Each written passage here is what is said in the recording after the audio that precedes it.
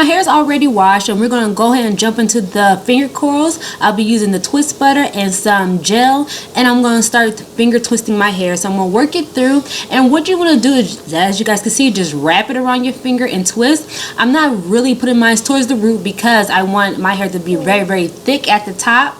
Well, I'll be able to fluff it up, so I'm kind of keeping the root a little fluffy. And don't worry about the residue, because that stuff will go away as your hair dries, so don't, be getting all scared. Now we're moving on to the extensions. You guys already know about big chopped hair extensions. I always use these, and I'm pretty much going to stay quiet during this part because this video pretty much explains everything that you guys need to do to dye your hair.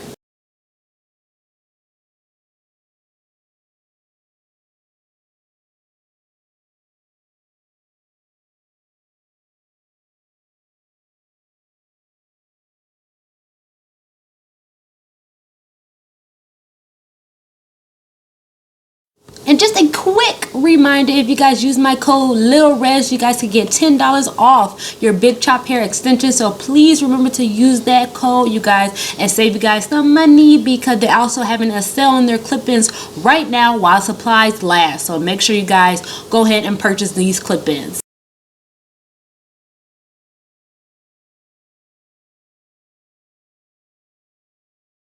Jumping in here just to say these clip-ins lifted so well. I did have to go back in and dye them twice just because they are pretty thick, so I did go back and dye them twice. And then right now, as you guys can see, I'm just working that color into the clip-ins just to make sure each strand is really covered. And I did do this twice, and I did let it sit overnight as well.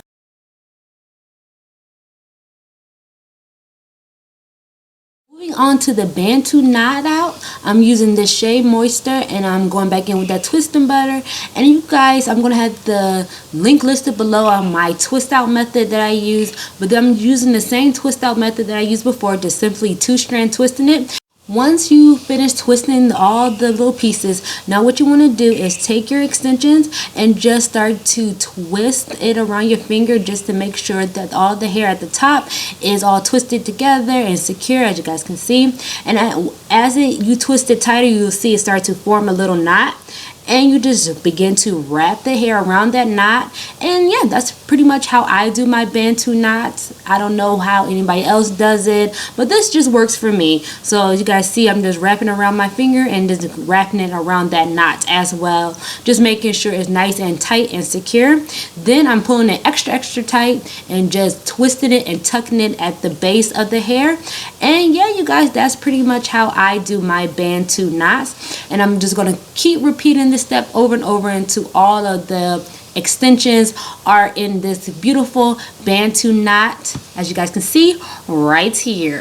Now back to my finger curls. Now you guys already know the routine. When you do natural hair, you need to let it sit overnight, so that's what I did. And now I'm just pulling it apart from the base and just separating it. And if you see any frizziness or something going crazy with your hair, just take your finger and just simply twirl it around. I don't know if I showed you guys that, but yeah, I just take my finger and just twirl it around. So I'm just pretty much just separating all of these little curls and whatever, and that's pretty much what it looks like after it's done. But we're gonna add some fire.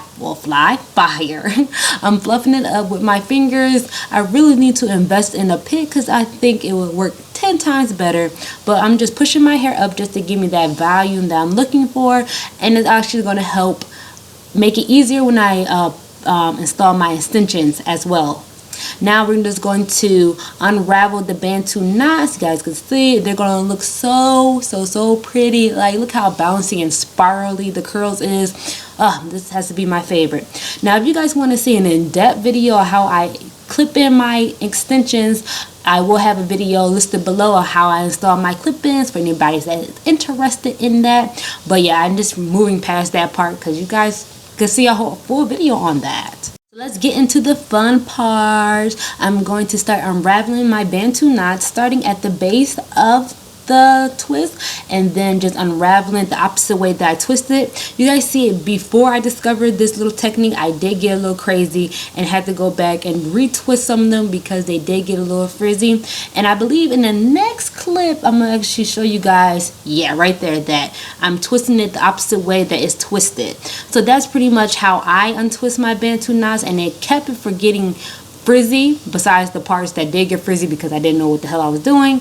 But yeah, I hope this helps you guys when it comes to untwisting your Bantu knots. And if you guys hear any snoring, I literally have Troy in my lap while I'm doing this voiceover, and she's sleeping and she's snoring pretty loud. So if you guys hear her, please excuse her.